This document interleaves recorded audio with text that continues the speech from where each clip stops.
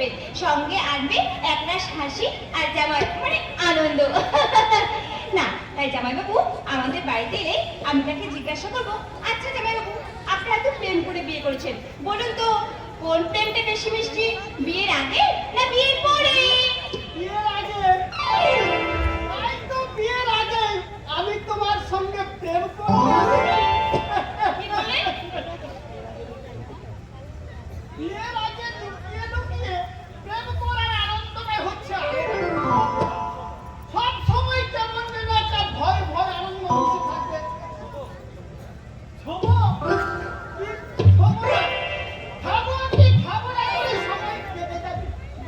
যদিও খাওয়া খাইয়ের ব্যাপারে কিছু অঘটন ঘটে যায়, সেটা হবে লুকিয়ে সন্দেশ খাওয়ার মতো। তা প্রেম সম্বন্ধে আপনার অনেক অভিজ্ঞতা দেখছি, কতগুলো প্রেম করেছে? অনেক করেছি। তাই তা কতগুলো? দুঃখের কথা কি বলবো মায়েরে, প্রেম করার মতো আসল মেয়ে পেলাম না। তাই তো আমি মনে দুঃখে গাই, কি? এমন মানুষ পেলাম না রে, এমন মানুষ পেলাম না রে, যে আমায় প্রেম দিল না,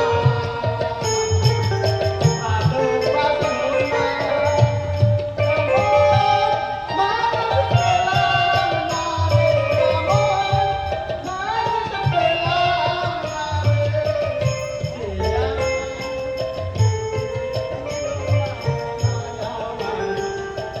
ভালোবাসলো না। আহারে, কি ভীষণ দুঃখ আপনার। তাই তো আমার দুঃখের অন্তর্ভাগ তোমাকে দিতে চাই চাপা। আমিও নেয়ার জন্য দুহাত বাড়িয়ে বসে আছি।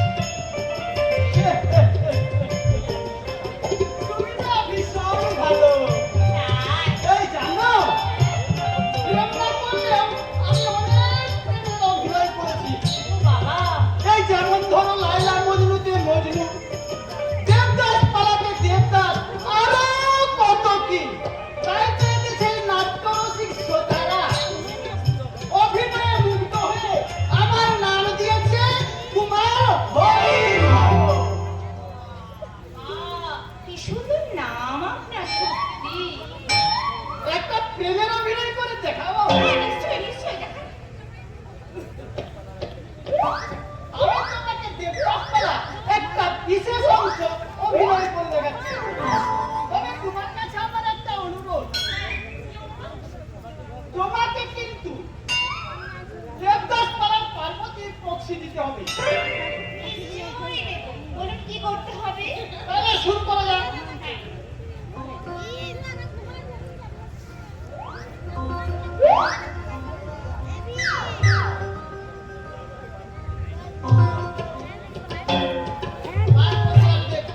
দুজনার গভীর প্রেমে মগ্ন।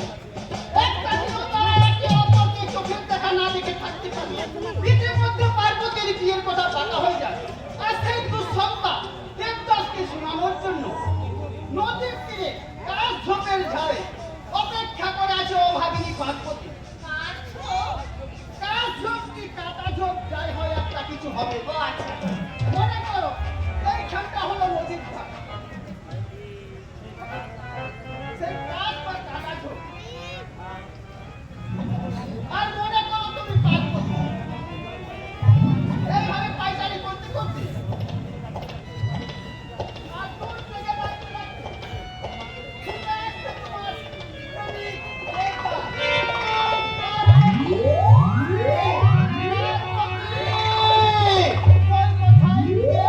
তোমার বিহন মোর খাতা ছাড়া প্রাণ, তোমার বিহন মোর করে আনচান পার্বতী।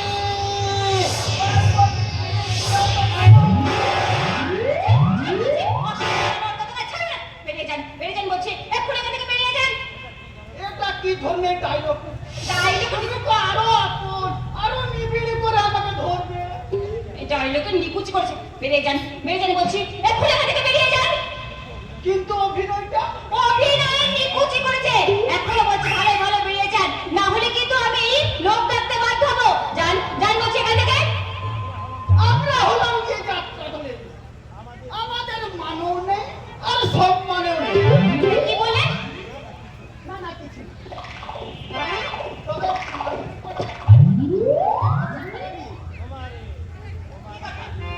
এখনকার দুইলাতে দুইলারে করুন তারে বিয়া, আরে পয়সা লাতে লাতে এখনকার দুইলাতে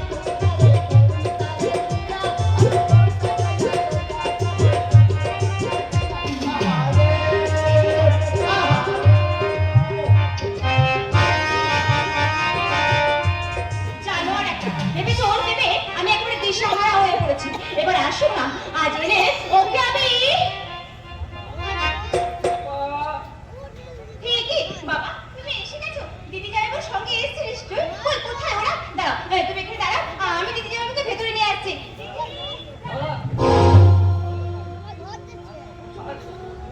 আর কখনো এই বাড়িতে তোর দিদির নাম ছাড়া কেন বাবা? মনে করবি তোর দিদি মারা গেছে। কি হয়েছে তুমি বাবা? কি হয়েছে দিদি? বলো বাবা বলো কি হয়েছে দিদি? তুমি এমন করছো কেন বলো? ভালোবাসার বিক্রিদারে বন্দী হয়ে বকুল না, না, বাবা, তুমি চুপ করে থেকো না। বলো বাবা বলো, তোমার মুখখানা এমন গম্ভীর দেখাচ্ছে কেন? দিদির কি হয়েছে? তুমি চুপ করে থেকো না। বলো বাবা বলো কি হয়েছে? তুমি বলো। কি হয়েছে বলো? ভালোবাসার জালে বন্দী হয়ে ভোট সঙ্গে প্রতারণা করেছে। না, না, না, তুমি প্রতারণা ছেলে কখনো দিদির সঙ্গে প্রতারণা করতে পারে না বাবা, কখনো প্রতারণা করতে পারে না। আরে ভদ্রতার মুখোশ পরা ওই সব যুবক ওদের মতো সহজ সরল মেয়েদের ভালোবাসার বিক্রিদারে বন্দী হয়ে ওদের নিজের আর সব শেষ হয়ে ওদের থেকে দিয়েছি। কি বললে বাবা? বাবা তাই আমি ঠিক করেছি তোর দিদির মতো তোকে আর আমি আর মিথ্যে ভালোবাসার শিকার হতে দেবো না রে। বাবা তাই আগামী সামনের মাসে আমি তোর বিয়ে দিতে চাই। না বাবা না, ভালোবাসার সম্বন্ধে তোমার ধারণা ভুল বাবা। প্রকৃত ভালোবাসা জীবনে করার স্বপ্ন দেখায় বাবা, ভাঙায় নয়।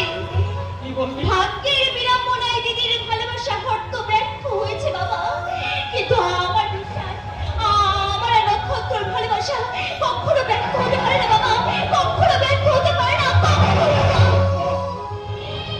হ্যাঁ বাবা, নক্ষত্র নামে একটি ছেলেকে আমি ভালোবাসি এবং তাকেই আমি বিয়ে করতে চাই। না ওই ভালোবাসার ঝুমকো বিয়ে আমি মানবো না।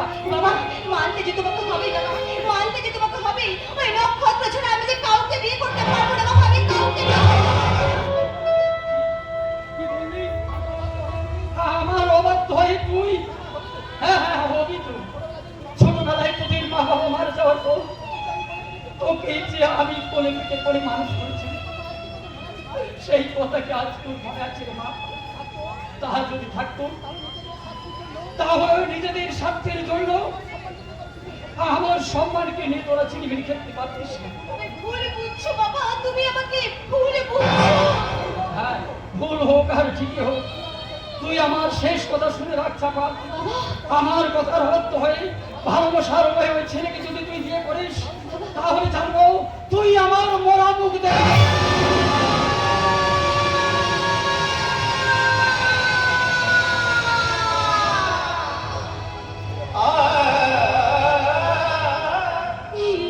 তুমি আমাকে কি দেখবে দিলে বাবা? এই যে মৃত্যু যে আমার কাছে অনেক সুখের ছিল বাবা, অনেক সুখের ছিল। আমি কেমন করে আমার সহজ সরল নক্ষত্রটার বুকে বাজে রাজা থেকে যে বলবো নক্ষত্রদা তোমাকে বিয়ে করা আমার পক্ষে সম্ভব নয়। না না না না না না, আমি পারবো না, আমি বলতে পারবো না বাবা, আমি কিছুতেই পারবো না, আমি কিছুতেই। বাধ্য হয়ে ভালোবাসার মোহে ওই ছেলেকে যদি তুই বিয়ে করিস তাহলে তুই আমার মরা মুখ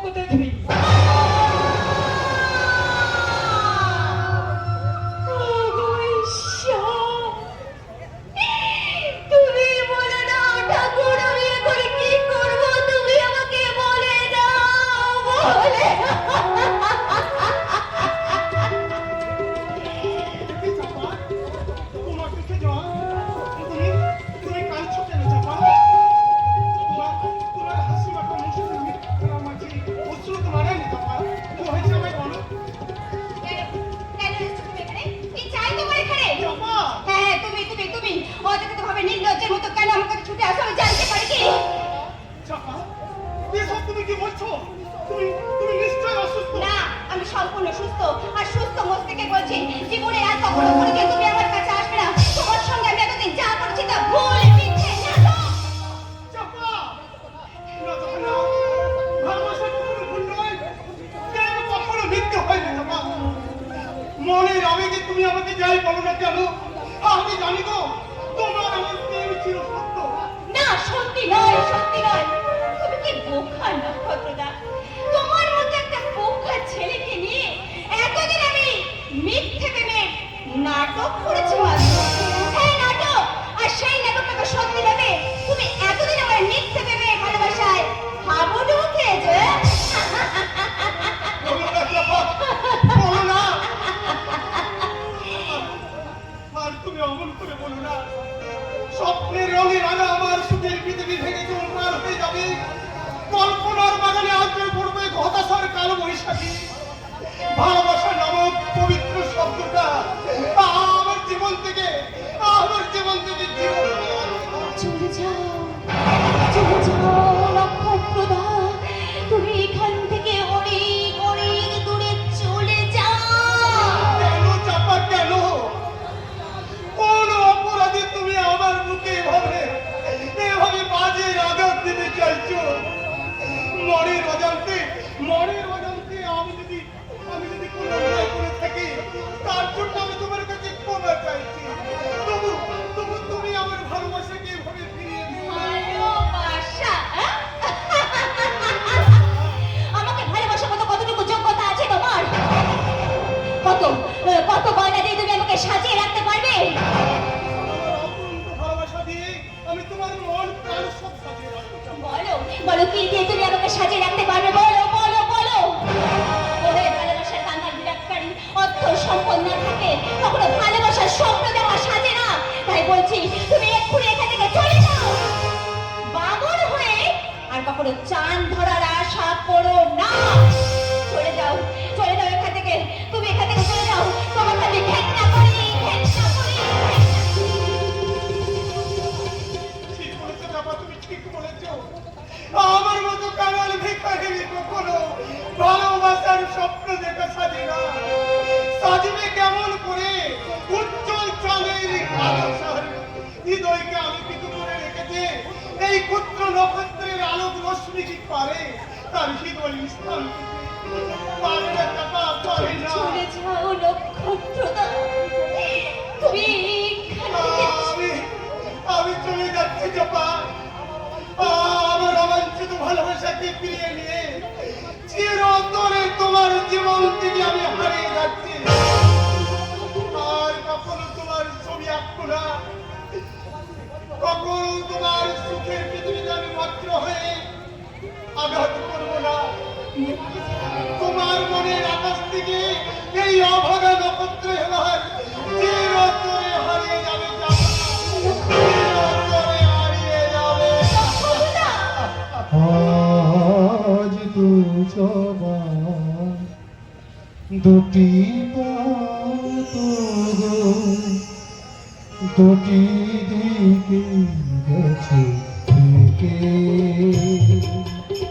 আজ দু জবান দুটি পাত গো, দুটি দিকে গেছে থেকে। তোমার পথ আলোয় ভরা জানি, আমার পথ আধারে গেছে ঢেকে। আজ দুজনা দুটি পথ গো, দুটি দিকে গেছে ঢেকে। আজ দুজনা দুটি পথ গো, দুটি দিকে গেছে।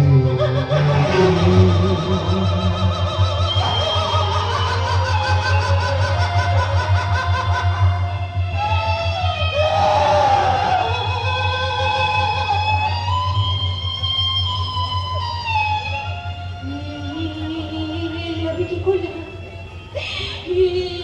আমি কি করলাম?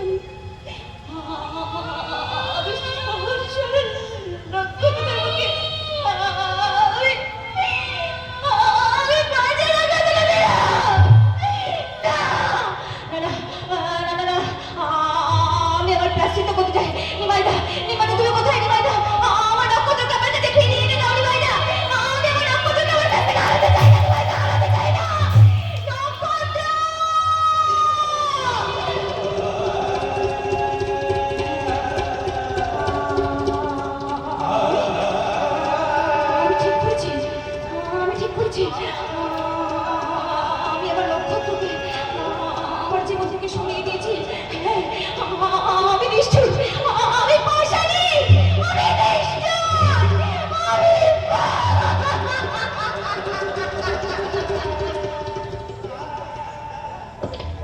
সেদিন তোমার ওই পাতান দিলে আপনার ঋণ ঝরাতে পারবো, সেদিন আমার চেয়ে বেশি সুখী এই দুনিয়ায় আর কেউ হবে না। চন্দ্রবাবু, আপনি আমি তোমার জন্য বহুত বড়িয়া খবর এনেছি চাপা। বাড়িয়া খাবো আমার জন্য? জি চাপা, আমার অফিসের বসকে বলে তোমার চাকরির সব ব্যবস্থা আমি পাকা করে দিয়েছি। চাকরি? আগামীকাল হবে তোমার ইন্টারভিউ, আর পরশু হবে জয়েন। क्या बात চাপা, চুপ করে আছো কেন? তবে কি তোমার চাকরি করে না পছন্দ? না না, চাকরি করতে আমি নিশ্চয়ই যাবো। যার জন্য আমার চাকরি করতে বাধা ছিল, সেই যখন আমার জীবন থেকে হারিয়ে গেছে, তখন আমার চাকরি করতে আপত্তি কিসে? लेकिन তোমার বাবা যদি আপত্তি করেন? বাবার কথা রাখতে আমি যখন আমার সর্বসুখ বিসর্জন দিতে পেরেছি, তখন আমার কথা রাখতে বাবা নিশ্চয়ই সামান্য ত্যাগ স্বীকার করতে অস্বীকার করবে না। কাল আমি তৈরি হয়ে থাকবো, কখন কোথায় যেতে হবে আপনি আমাকে নিয়ে যাবেন। চলি চন্দ্রবাবু, চলি। জরুর নিয়ে যাবো। আমার বসের গমন আর করতে হবে চাপার আমি নিউ অ্যাপয়েন্টমেন্ট। চাপা সুন্দরীর যৌবনের খুশবু পান করে বস যদি খুশ হন, আমাকে আমি বস খুশ করতে আমার দু হাতে ধরিয়ে দেবে। বেটা বেটা রুপিয়া।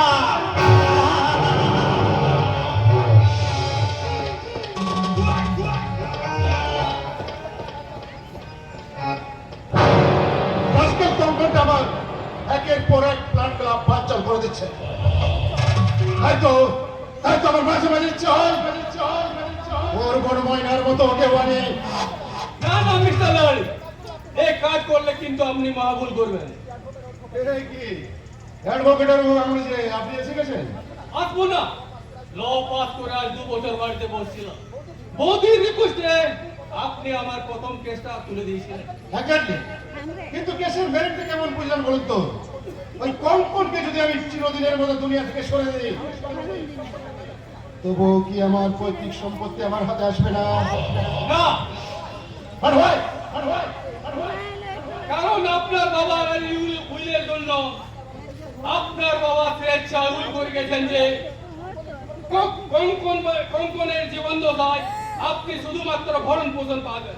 দুইবার কোনো কারণে যদি কঙ্কন বাবুর মৃত্যু হয়, তাহলে আপনার বাবার সমস্ত সম্পত্তি সরকার চিরদিনের জন্য বাজেয়াপ্ত করবে। Shut up! সরদারের কথা বললে আপনাকে আমি কুলে করে মারবো। আমার কি দোষ স্যার? উইলটা তো আর আমি করিনি, করেছেন আপনার বাবা। এই উইলে স্পষ্টভাবে তিনি লিখে গেছেন যে আপনার চরিত্রহীনতা এবং অসংযত আচরণের জন্য আপনাকে বঞ্চিত করে বইমাত্র কঙ্কনকে তিনি no no no, never never. এই অন্যায় অত্যাচার আমি আমি কিছুতেই মানবো না, কিছুতেই মানবো না। কঙ্কনকে আমি কি করবেন স্যার? না না না না না না, কিছুই করবো না, কিছুই করবো না। বরং এই গুড অ্যাডভাইসের জন্য আপনাকে আমি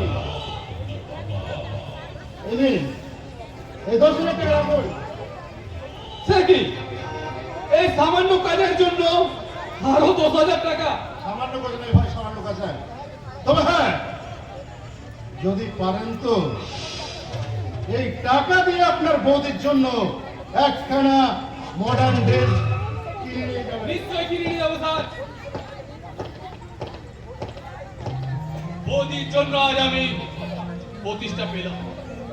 গত 2 বছর ধরে মায়ের লাঞ্ছনা কাঞ্ছনা আর বাবার উপদেশ শুনে শুনে প্রাণটা হস্তগত হয়ে গেছে। এবার মাথা উঁচু করে তাদের সামনে দাঁড়িয়ে চিৎকার করে বলবো, আর আমি বেকার নই, আর আমি উপার্জন নই। আমার মা বাবা আমার জন্য যা করতে পারেনি সে অসাধ্য সাধন করেছে। আমার বৌদি শহর থেকে আনা আমার দাদার বউ বিউটি।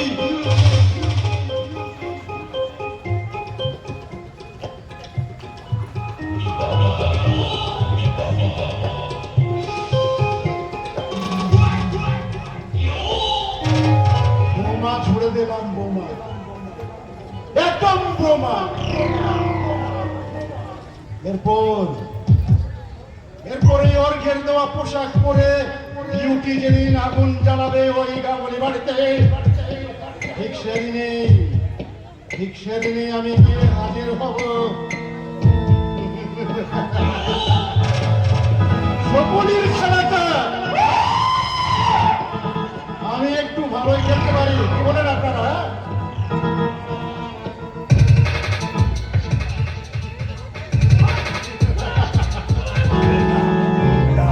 আমি যাবো না, ওখানে গেলে ওই বিশ্বাসটা আমাকে চাবুক মারবে। আমাকে ছেড়ে দাও না গো, আমাকে ছেড়ে দাও বলছি। না, আমি যাবো না, আমাকে ছেড়ে দাও, আমাকে ছেড়ে দাও বলছি।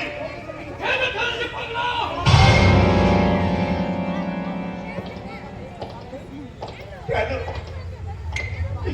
কেন তোমরা আমাকে এখানে আনলে? আর তো কখনো আমি কিনে চালাই কালি না, আর তো কখনো আমি জল জল করে চিৎকার করে তোমাদের শান্তি ভঙ্গ করি না। মানুষের মতো ওই অন্ধকার ঘরের মাটির বিছানায় নীরবে শুধু কাঁদে, নীরবে শুধু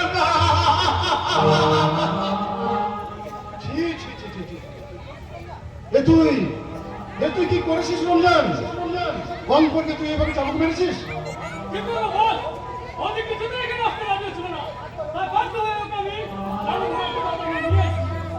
ভীষণ অন্যায় করেছিস রমজান, ভীষণ অন্যায় করেছিস। হ্যাঁ অন্যায়। তুই কি জানিস না কঙ্কন হচ্ছে আমার নিজের ভাই?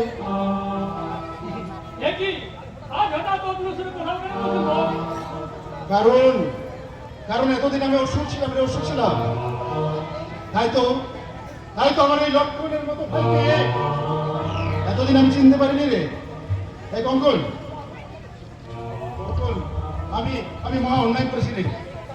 তাই আমি তোর দাদা হয়ে আমি তোর কাছে ক্ষমা চাইছি। তুই আমাকে ক্ষমা করে দে ভাই।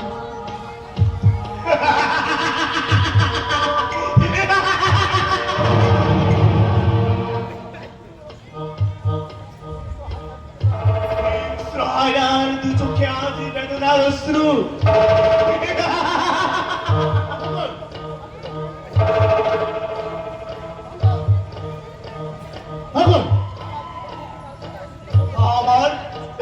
আমার জীবন নিয়ে আর তুমি কত রসিকতা করবে দাদা? আমি তো তোমাকে বহুবার বলেছি আমার এই মূল্যহীন জীবনটার প্রতি আর আমার কোনো মোহ নেই। তাই আমার এই তুচ্ছ প্রাণটা নিয়ে এবার আমাকে মুক্তি দাও, মুক্তি দাও।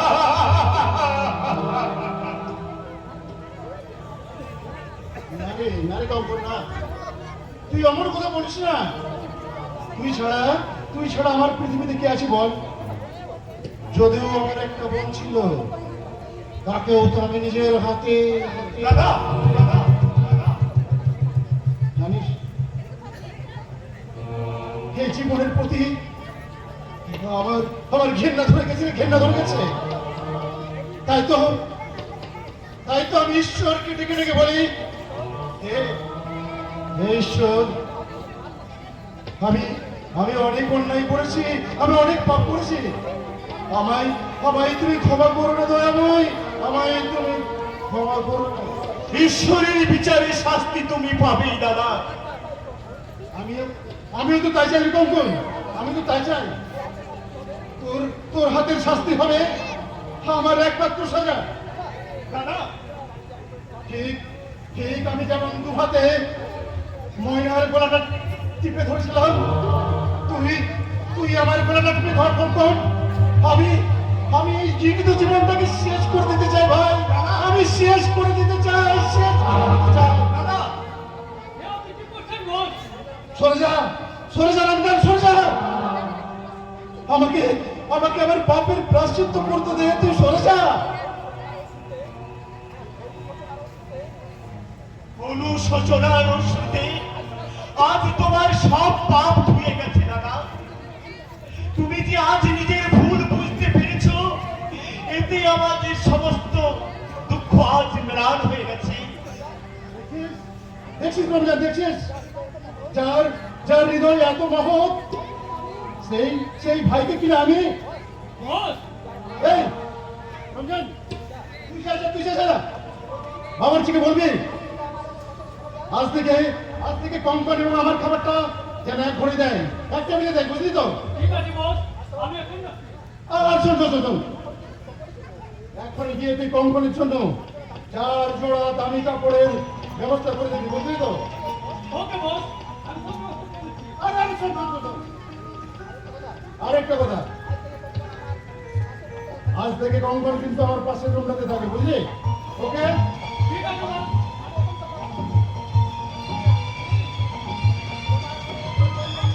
তোমার মনের পরিবর্তন আজ আমাকে অবাক করে দিয়েছে দাদা। কিন্তু তবু মাঝে মাঝে আমার ভয় হয়, এত সুখ আমার কপালে সইবে তো? আমি যখন রয়েছি আর তোর কোনো চিন্তা নেই রে। এবার থেকে তোর সমস্ত দায়িত্বগুলো হচ্ছে আমার, বুঝলি তো? তবে হ্যাঁ, আরে একটা কথা তোকে আমি বলতে ভুলে গেছিলাম, আমি স্থির করেছি আমি তোর নামে একটা ওষুধের কারখানা করবো, বুঝলি তো? ওষুধের কারখানা? হ্যাঁ রে, আমার নামে? হ্যাঁ তোর নামে। আজকাল ভেজাল ওষুধে মার্কেট ছেয়ে গেছে, আর ওইসব ভেজাল ওষুধ খেয়ে প্রাণ হারাচ্ছে অসহায় জনগণ। তাই আমি স্থির করেছি আসল ওষুধ তৈরি করে জনগণকে অকাল মৃত্যুর হাত থেকে বাঁচাবো। এ তো খুব ভালো কথা, কিন্তু কারখানাটা আমার নামে কেন দাদা? সেটা তো তোমার নামে করলেই পারো। না মানে এত বড় একটা কারখানা করার মতো আমার কাছে টাকা কোথায় বল? তাই আমি ভাবছি আমি তোর নামের সমস্ত সম্পত্তি বিক্রি করে না দাদা আমি সব ব্যবস্থা করে দিয়েছি। এই নে।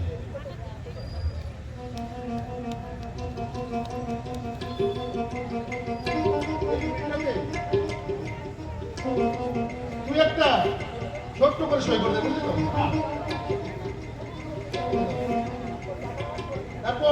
তারপর আমি করে নেব। এইটা দেন একটা। এই নে, ধর। দাদা সম্পত্তি আমি বিক্রি করবো না।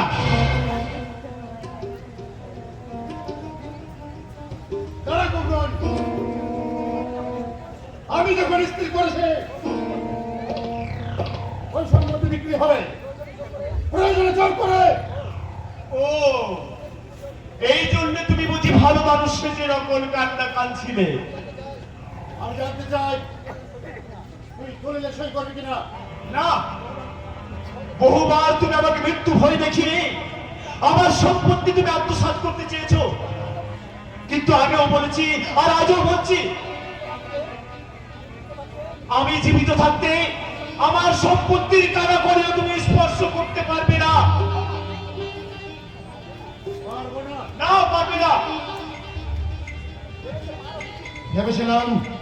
ভেবেছিলাম আরো কিছুদিন তোকে সুস্থ স্বাভাবিকভাবে বাঁচতে যাবো, কিন্তু না, তুই নিজেই যখন সুস্থ স্বাভাবিকভাবে বাঁচতে যাস না, তাহলে আমার কি করার আছে বল? রঞ্জন, ইনজেকশন। দোহাই দাদা, আমাকে দিও না, আর ইনজেকশন দিও না।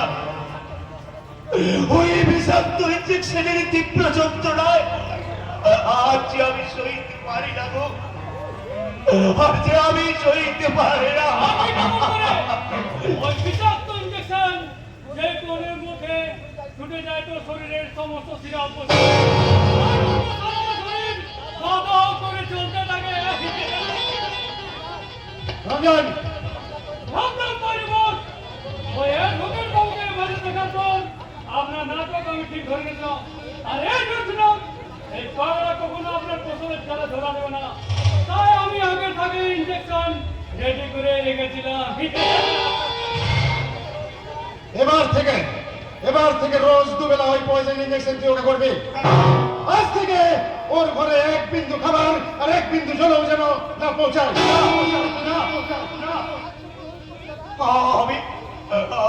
আমি তোমাদের জোর করে অনুরোধ করছি দাদা, ওই রকম আমার নির্যাতনের চেয়ে আমাকে তোমরা মৃত্যু দাও, আমাকে তোমরা মৃত্যু দাও।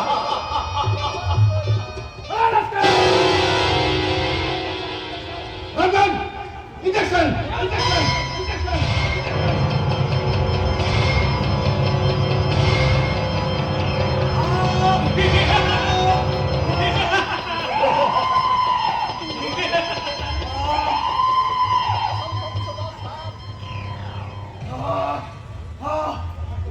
ওই অসংখ্য বিষধর সাপ আমার সারা শরীরে ছবল মারছে, ঝাঁকি ঝাঁকি খাপড়া বিচা আমার শরীর থেকে কুমড়ে কুমড়ে খাচ্ছে।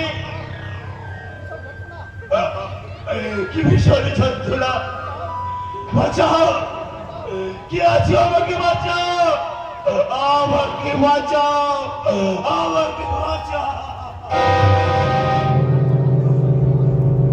পাগলা তো বেশ হয়ে গেছে বস। ওকে ওই অবস্থায় তুলে নিয়ে গিয়ে ওর রুমে পৌঁছে দেয়। ভালো করে নজর রাখবে, কোনোভাবে রাজকেটটা যেন বাইরে বেরোতে না পারে। ওকে বস।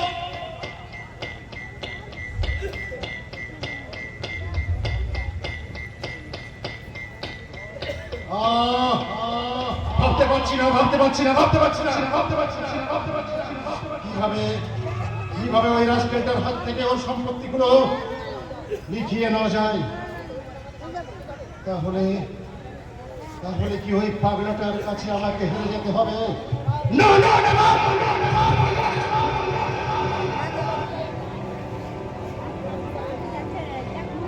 ওই পাগলাটার কাছে আমার কোনোভাবে হারা চলবে না। I can't fail every time. What else can I do?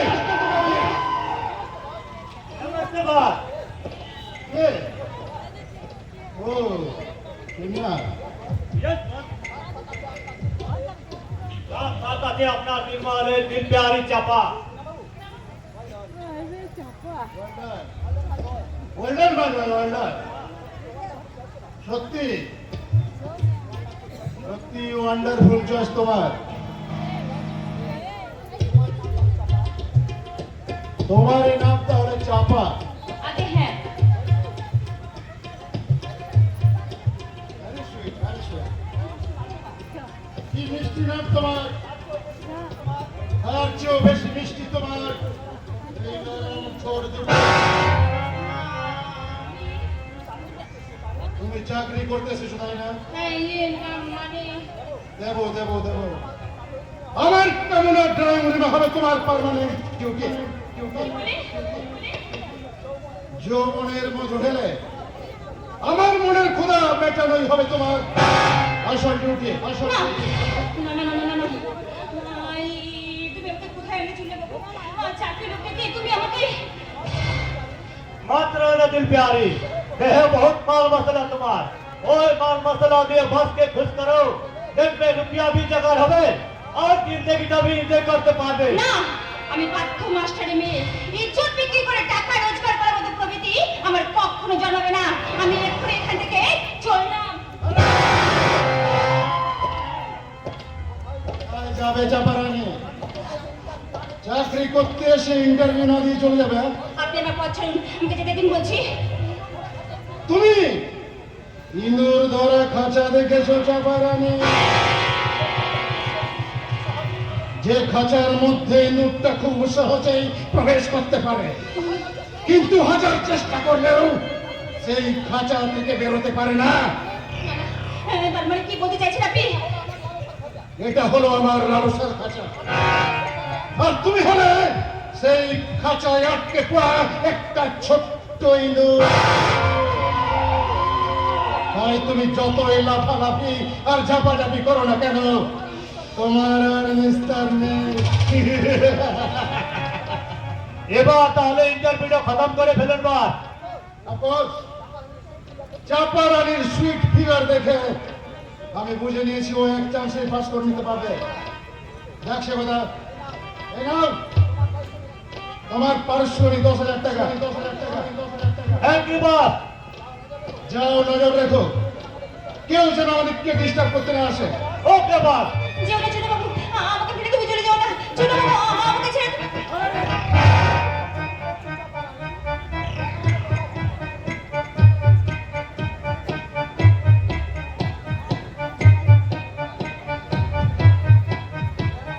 কেন অযথা ছোটাছুটি করছো চাপা রানী? হাঁপিয়ে উঠলে ইন্টারভিউটা তাদের কেমন করে? আমার দিকে এক পাও দিয়ে আসবে না, তাহলে কিন্তু আমি চিৎকার করবো।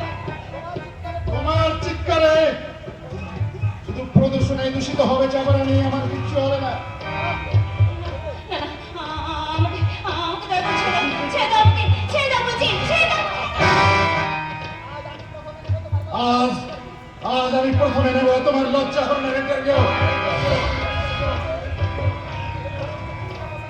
তারপর তোমার যৌবনে চুমুক দিয়ে না,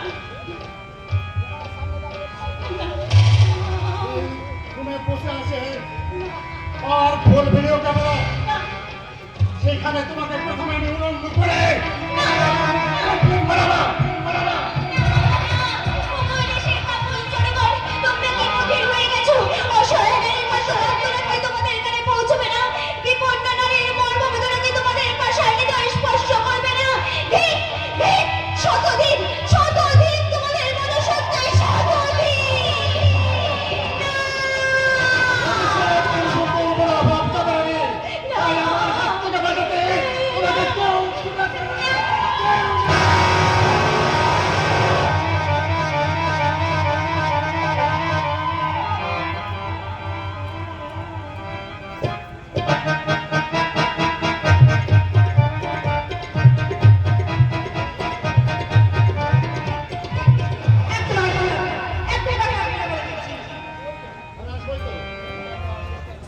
আমার দেওয়া ড্রেসটা তোমার বডিতে কি সুন্দর ম্যাচ করছে, সেটা আমাকে একেবারে সামনে থেকে দেখতে হবে না? আমি জানতাম তুমি আমার কোনো কথাই মানবে না। তুমিও যে আমার কোনো কথা মানবে না সেটা আমি জানতাম। আচ্ছা কৌশিক, বলো, তুমি আমার কত কাছে আসতে পারবে কৌশিক? ঠিক তুমি যতটা চাইবে। আমার বিউটি, এত কাছ থেকে আমি কিন্তু তোমাকে কখনো দেখিনি বৌদি। এই, এই রে, তুমি আমার কথা বৌদি বলছো কেন? তাহলে কি বলবো ডার্লিং? সত্যি, তুমি না ভীষণ অসভ্য। মেয়েদের মুখে অসভ্য কথাটা শুনতে ভীষণ ভালো লাগে না? কারণ কারণ কারণ ওই অসভ্য শব্দটা দিয়ে তো মেয়েরা ছেলেদের অসভ্যতা করার পারমিশন দেয়। তুমি না একটা ভীষণ দুষ্টু। আর তুমি ভীষণ ভীষণ ভীষণ এই, ছাড়ো, আমার না ভীষণ লজ্জা করছে। তবু আমার লজ্জাবতী লতা, এবার তোমার ওই লজ্জার পাপড়ি দিয়ে ঘুমন্ত মনটাকে জাগিয়ে তোলো। কৌশিক, আর আমি তোমাকে এমনি ভাবে মনের মাঝে জড়িয়ে কৌশিক, কৌশিক, আমাকে তুমি আরো ভালোবাসো।